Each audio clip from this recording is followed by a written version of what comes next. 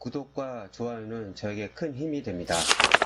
안녕하세요. 부동산 뉴스를 읽어주는 박 팀장입니다. 오늘은 우리가 아파트 이제 전세 계약을 할 때 뭐 오피스텔도 마찬가지지만 아직 등기가 안 나 있네?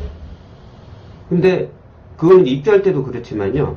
몇 년 지났는데 여기 아직도 등기가 안 나 있어? 이거 전세 계약 어떻게 해야지? 집을 보고 마음에 들었는데 계약을 했더니 등기부등본이 없는 거예요. 이런 경우들이 종종 발생을 합니다. 저는 이제 업을 하다 보니까 자주 부딪히는 일이니까요. 이런 점들만 조심을 하게 되면 내 보증금 확실히 지킬 수가 있으니 들어보시고 혹시 나중에 이런 일이 닥치게 되거나 지인분들이 있으면 꼭 도와주시길 바랍니다. 그럼 들어가 보도록 하겠습니다.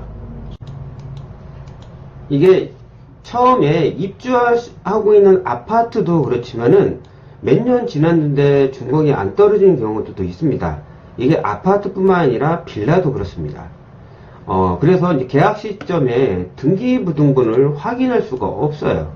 그냥 등기가 안 나 있기 때문에. 보시면 건물 준공 후 소유권을 위한 그 보존 등기를 해야 되는데 보통 이게 문제가 좀 있어서 돈도 있고 일단 구청과 이게 그 지자체도 있기 때문에 보통 몇 개월이면 나옵니다. 근데 이게 재개발이나 재건축한 경우는요, 이 조합원끼리 서로 각기 다른 이유 때문에 청산이 늦어지는 경우가 있습니다. 그래서 원래 이게 소유권 이전 고시를 해야 되고, 이전 고시가 뭐냐, 원래 이렇게 소유권 이전한다고 해가지고 대지를 분할합니다. 그래서 지분도 같은 것들 있잖아요. 이게 다 여기 들어가야 돼요. 그리고 보존 등기를 하는 거예요. 보존 등기를 해야 이제 소유권 이전이 되는 겁니다. 이게 상당히 늦어지는 경우들이 있어요.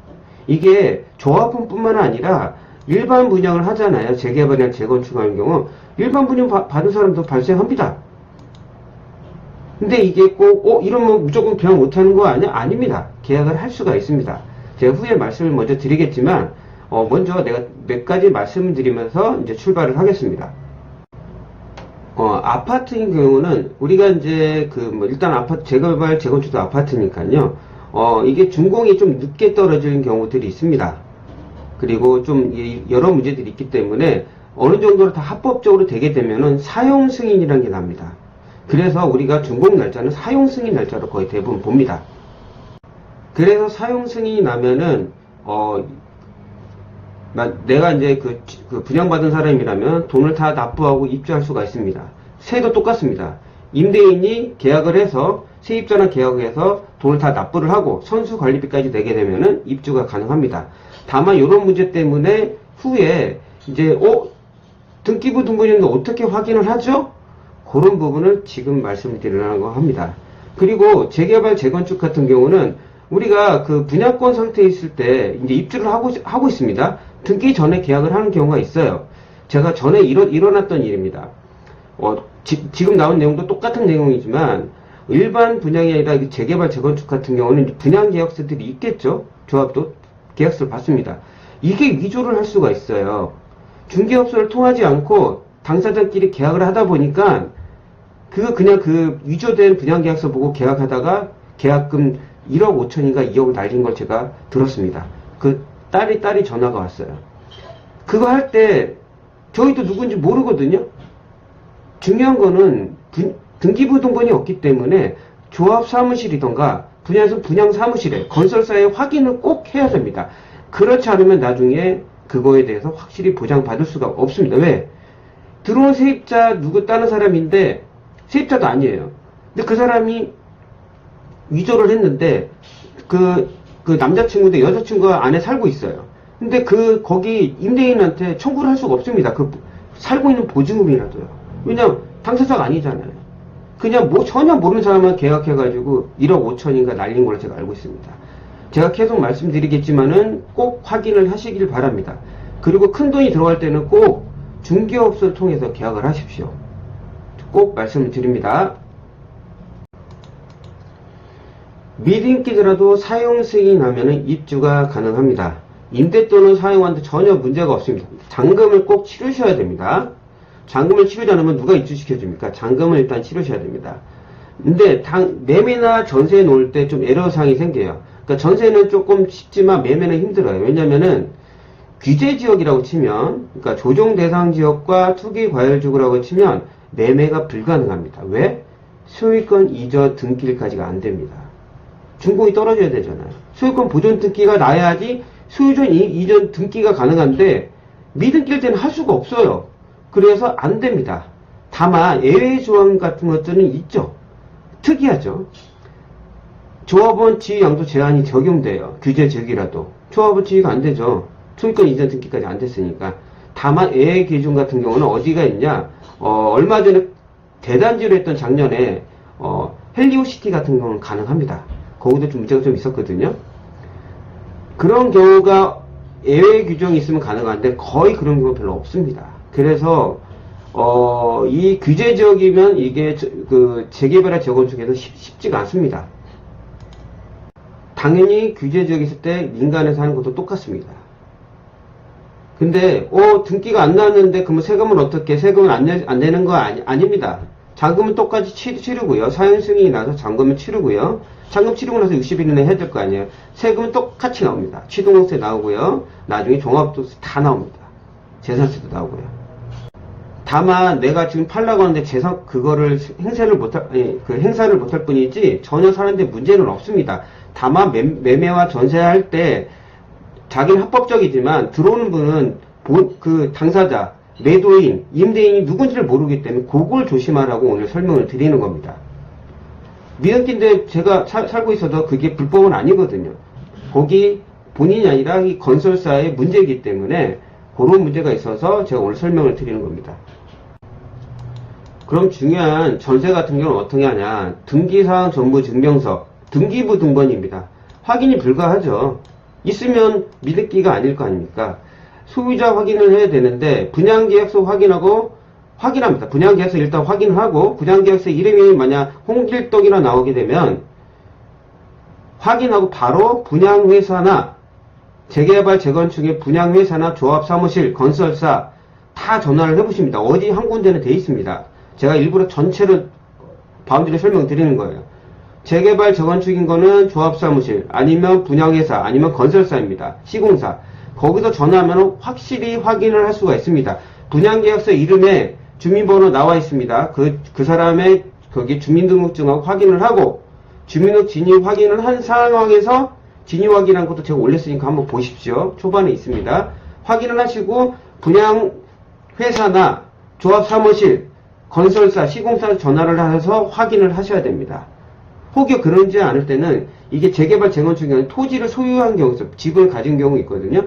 토지 등기부의 확인이 또 가능합니다. 재개발 같은 경우는. 그런 부분도 있습니다. 이거 꼭 확인을 하셔야지 주인이 맞는지. 중요한 건 주인이 맞아야지 그 사람이랑 계약을 할 거 아닙니까? 그쵸? 근데 그것만 있나? 아닙니다. 또 있습니다. 이 사람이 주인이 맞았으면 등기부 등본이 없으니 분양대금을 완납했는지 연체했는지 확인을 해야 됩니다. 이 또한 분양회사나 조합사무실 통해서 확인해야 됩니다. 시공사나.